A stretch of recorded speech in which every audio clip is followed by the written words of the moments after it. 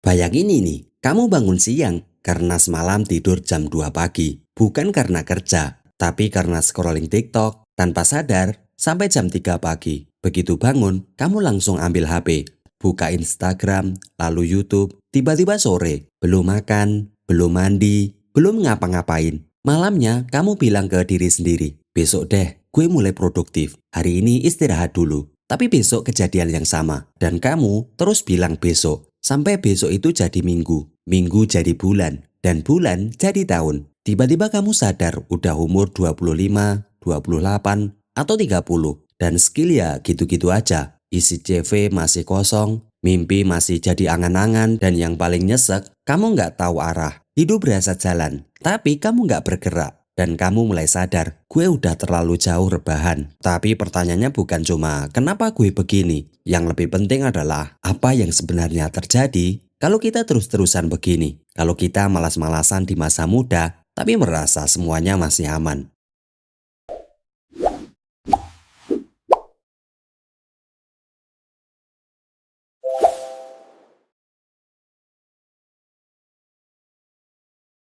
Dulu, kemalasan itu mudah dikenali. Orang yang malas itu ya orang yang tidur seharian, tidak mau bantu orang tua, tidak bekerja, tidak sekolah, tidak punya kegiatan. Tapi sekarang, kemalasan jauh lebih pintar menyamar. Kita tidak terlihat malas karena kita terlalu sibuk. Sibuk scrolling sampai jam 2 pagi, sibuk balas DM, baca komentar, lihat story mantan sambil nonton, sibuk main game sampai subuh. Padahal besok ada tugas dan kerjaan. Kita ngerasa lelah, tapi bukan karena berkarya, tapi karena kebanyakan distraksi. Dan parahnya, kita bisa ngerasa produktif. Padahal kita cuma tenggelam dalam kesibukan yang kosong. Itulah kemalasan zaman sekarang. Bukan kemalasan yang diam, tapi kemalasan yang sibuk. Tanpa arah bukan berarti kamu rebahan doang, tapi kamu nggak bergerak kemana-mana. Kamu merasa sedang menjalani hari, padahal kamu hanya terjebak di siklus pengalian fokus. Dan karena semuanya terlihat normal, kita jarang sadar bahwa hidup kita sedang bocor pelan-pelan.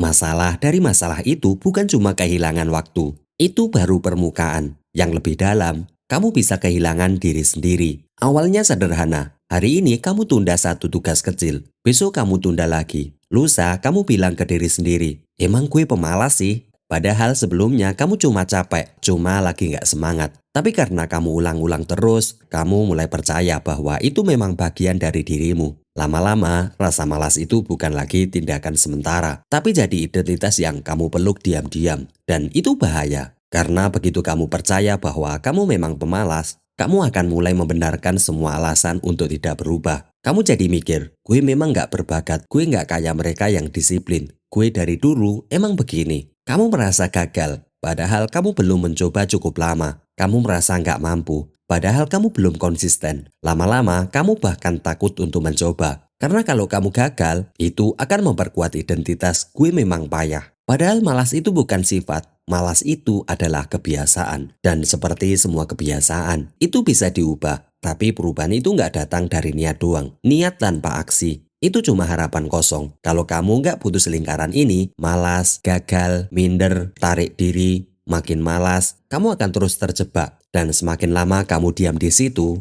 semakin sulit kamu membuktikan bahwa kamu lebih dari itu.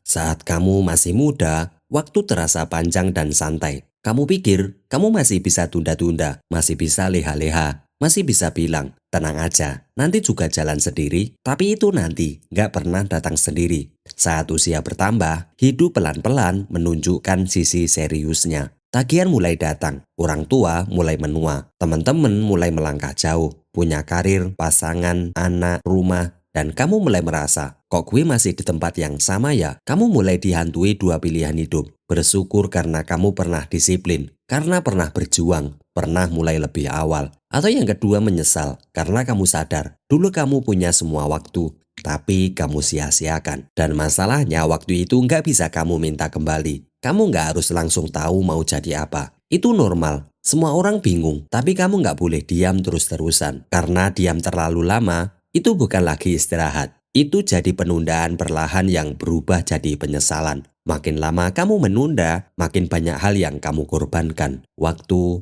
peluang, bahkan rasa percaya diri. Dan percaya deh, rasa sesal itu lebih berat daripada rasa lelah karena berjuang. Lebih baik capek karena usaha daripada gelisah karena kehilangan waktu.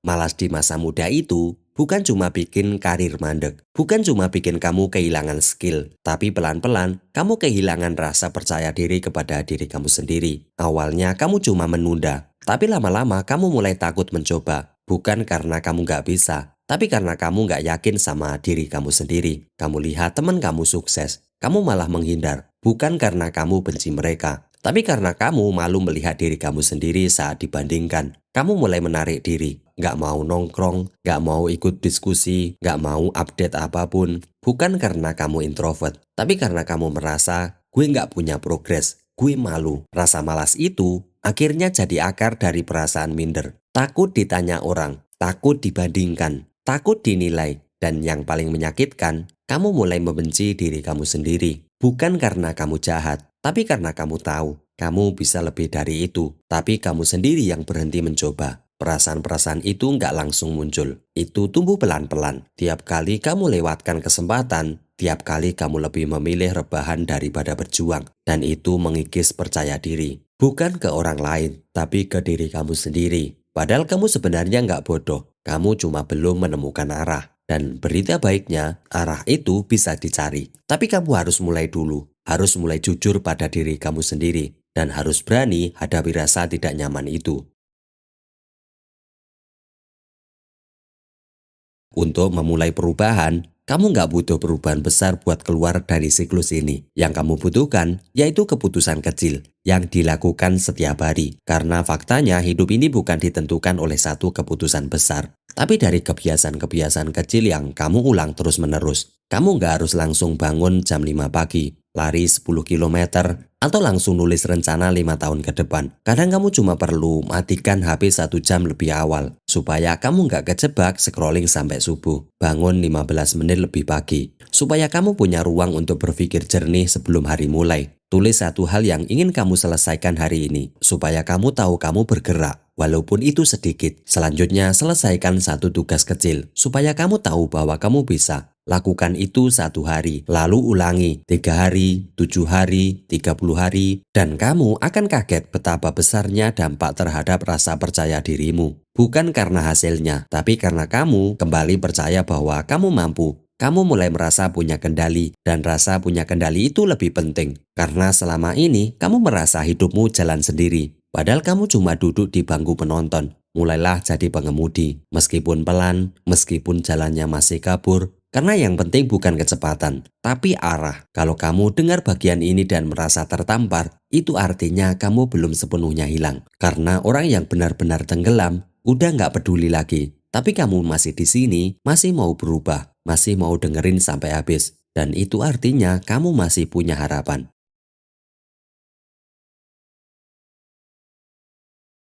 Dengerin baik-baik, kamu nggak sendirian. Banyak anak muda di luar sana yang merasa stuck, bingung mau mulai dari mana. Merasa ketinggalan, merasa nggak cukup baik, merasa pengen berubah tapi selalu kalah sama rasa nyaman. Dan itu wajar, kita semua pernah di titik itu. Tapi jangan biarkan itu jadi alasan untuk diam lebih lama. Karena gini, waktu terbaik untuk berubah memang kemarin, tapi waktu terbaik selanjutnya adalah hari ini. Bukan besok, bukan juga nanti, tapi adalah hari ini. Kamu masih muda, kamu masih punya waktu, tapi waktu itu bukan selamanya. Semakin kamu diam, semakin jauh kamu dari hidup yang seharusnya jadi milikmu. Mungkin sekarang kamu belum tahu mau jadi apa, tapi kamu pasti tahu. Kamu nggak mau terus-terusan jadi versi lemah dari dirimu sendiri. Kamu mulai dari mana? Seremah apapun langkahmu hari ini, itu lebih baik daripada cuma nunggu dan nunggu keajaiban. Karena kamu tahu apa yang paling menyedihkan, bukan kegagalan, tapi menyadari bahwa kamu nggak pernah benar-benar mencoba. Jadi kalau video ini terasa menamparmu, anggap itu bukan hinaan, tapi tanda kamu masih punya harapan, kamu masih bisa berubah, dan kamu layaknya dapat hidup yang lebih baik. Tapi kamu harus bangkit dan mulai menjemputnya. Oke, terima kasih telah sampai di akhir dari video ini. Kalau kamu merasa konten ini menyadarkan kamu,